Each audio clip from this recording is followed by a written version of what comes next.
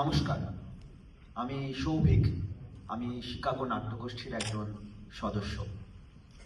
কলিওর 2025-এ আপনাদের সকলকে জানাই সাদর আমন্ত্রণ।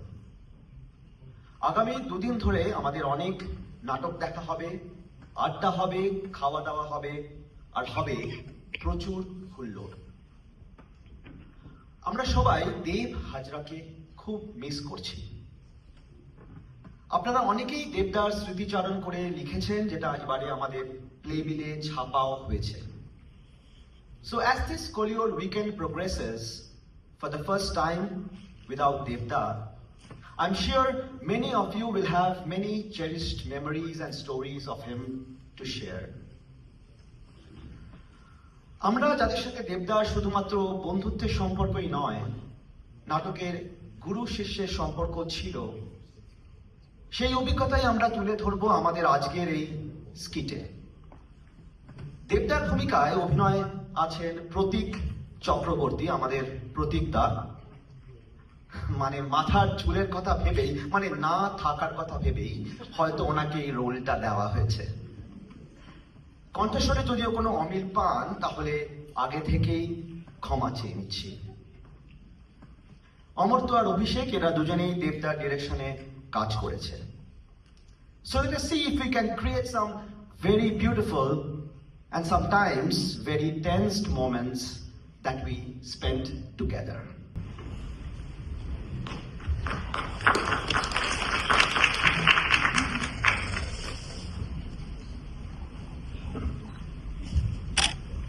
পাঞ্চুয়ালিটি ব্যাপারটা শিখলো না। আমার থেকে 45 মিনিট পরে আগে বলতে হবে।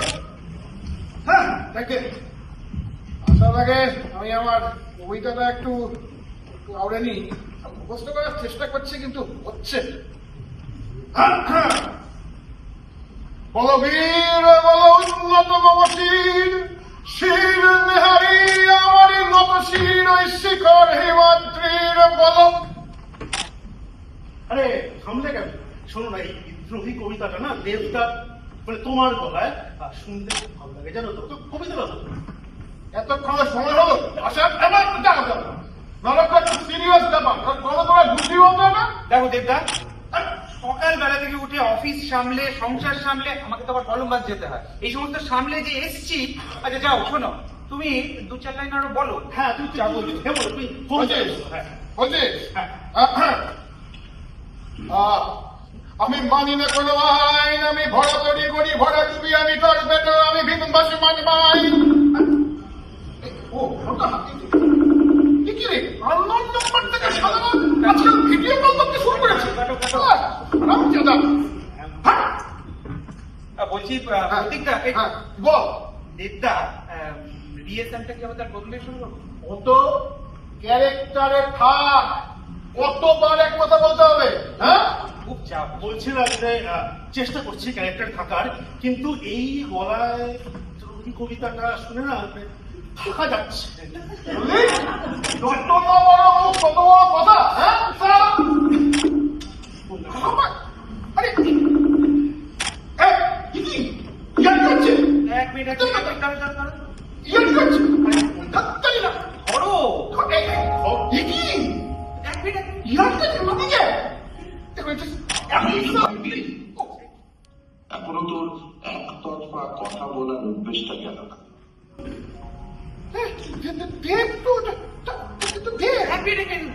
কি হচ্ছে?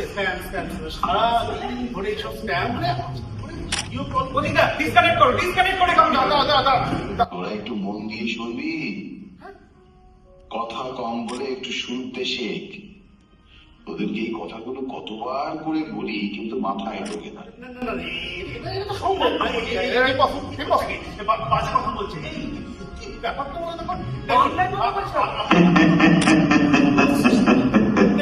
আমরা কিন্তু সকালে কিন্তু শখে নাটক করি, আমাদের টেকনোলজি। তোরা একটু মাতব্বরি ছেড়ে আমার কথাটা কি শুনবি? শোন, টেক মানে টেকনোলজি যেরকম পৃথিবীতে অ্যাডভান্সড হয়েছে, এখানেও হচ্ছে। শোন, এখানে একটা কথা আছে, sphere of universal love, soul. সোজা অর্থে তোদের ভাষায় বলতে পারিস স্বর্গ অথবা নরক। এখানে দুটোই একটা জাস্ট স্টেট অফ মাইন্ড। যা, এসব তোরা বুঝবি না। আমি একটা অন্য কারণে ঠিক আছে মেনে নিলাম। আপনি মানে তুই আমাদের দে। ফোনটা কি করে করলি?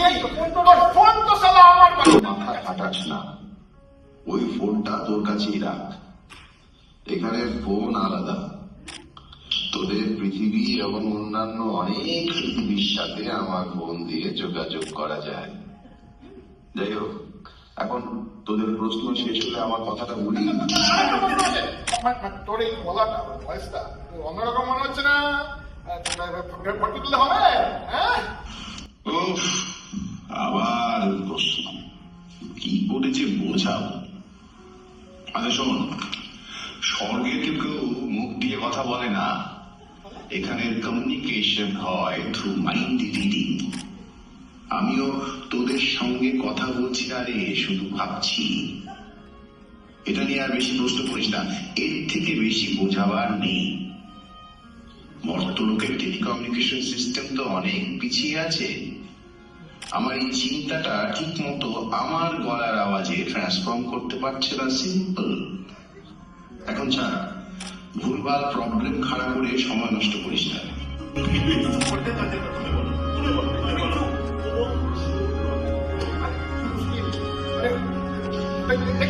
প্রথমত তুই ওই কবিতাটা পড়ার চেষ্টা করিস না, একেবারে পেছনে ভেঙে রেখে গেছিস। আমার মেমোরি রেখে লিখতে চেষ্টা করেছিল, কিছু হয়নি। শুধু বুলি আওড়ালে কবিতা হয় না, ভাবটা বুঝতে হয়। কবিতা পড়ছিস, বেশ ভালো লাগছে। তোদের রিহার্সাল গুলো দেখেছি, মোটামুটি মেনেছি। রিহার্সাল দেখেছিস? কিছু বক্তব্য আছে নাকি? হ্যাঁ, তা তো আছেই, কিন্তু লাভ নেই। প্রথমত দেরি হয়ে গেছে, প্লাস অনেকগুলো জায়গায় চেষ্টা করলেও হবে না। তোরা ক্যারেক্টার বোঝাটা শেখ, তাহলে একটু ভাব। কিছু দেখবি? না, তোমাকে দেখতে পাচ্ছি, কিন্তু আর তো কিছু দেখতে পাচ্ছি। আরে নুপুর বা নুপুরের একটা মনে হলো আওয়াজ কি? ও, বুঝতে পেরেছি, সারা ভিডিওটা ফিল্টার করে দিয়েছে। এখানেও সারা রেস্ট্রিকশন। শোন, এইমাত্র স্বর্গের অপ্সরা মেনকা হেঁটে গেল পেছন দিয়ে। জলসা শুরু হবে, ভক্তগুলো দেখতে হেব্বি। তুমি যাবে না? এখন যেতে পারবো না রে, অনেক পলিটিক্স আছে। প্রথমত এখনো এন্ট্রি পাইনি, কোভিড ব্যাকলগ আছে। এরপরে আবার ওয়েটিং আছে। ওদের ওই গ্রিন কার্ড থেকে সিটিজেন হওয়ার মতো মেনকা কনসার্টের এন্ট্রির জন্য গুড বিহেভিয়ার মনিটর করবে স্বর্গের 5 দিন, মানে ধর তোদের 5 বছর। তাহলে তুই আর এন্ট্রি পেলি না। এতদিন ভালো ছেলে হয়ে থেকে তোর পক্ষে জাস্ট। তুই আমাকে চিনিস নি এখনো। মোটিভেশন থাকলে সব পারি, ভালো ছেলে হয়েও থাকতে পারি। আচ্ছা, তুমি ওই যেটা তুমি ম্যানুকাতে ওই কনসেন্ট্রেট না করে কি বলছিলে বলো না, বলো। না, আমি বেসিক্যালি সবাইকে কোরিওর ওয়েলকাম মেসেজ দিতে ফোন করেছিলাম। সবাই মিলে ভালোভাবে আনন্দ করে ফেস্টিভ্যালটা কর, আমার তরফ থেকে সবাইকে ওয়েলকাম জানাস। আর হ্যাঁ, পরের দিন শো থাকলে আগের দিন বেশি মাল খাস না। ও হ্যাঁ, আমাকে নিয়ে আর বেশি প্যান প্যানানি করিস না। দেব আমার গুরু, দেব আমার বাবা, এইগুলো না বলে অ্যাক্টিং এ মন দে, অনেক হয়েছে। আমি সারা দিব্যি আছি। হ্যাঁ দিদি, কলিগর আসছে কিন্তু। বলি সবগুলো নাটক মন দিয়ে দেখতে, আর বলি স্বামী মস্তিতে আছি। এই টকিং অ্যাবাউট মাল, ওখানে মালফাল বাস। হ্যাঁ, স্বর্গের সুরা, তোদের ব্লু ল্যাবের গান, একটা ফুটফুটের মেজাজের ড্রিঙ্ক। যাই হোক, এখন যাই। হচ্ছে না। এটাকে চিনতে পারলি? উৎপল দেখাচ্ছে। আরে বাবা, উৎপল দত্ত। আরে দাঁড়াও, কি চেহারা লাগছে। আচ্ছা, একটু আড্ডা দিয়ে আসি, তোরা সবাই ভালো থাকিস। ফোন করিস আরেকবার। টাটা। ফোন করিস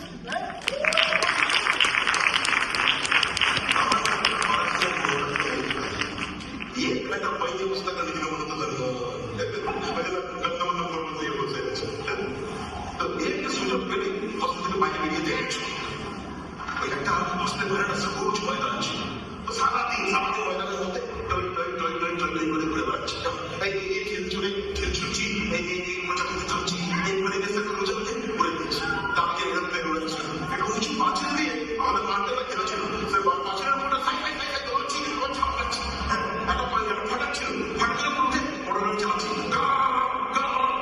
আবার ছাপাচ্ছি কিন্তু বলেই লোকে পর্দার রুদ্র দেখে প্রাণটাই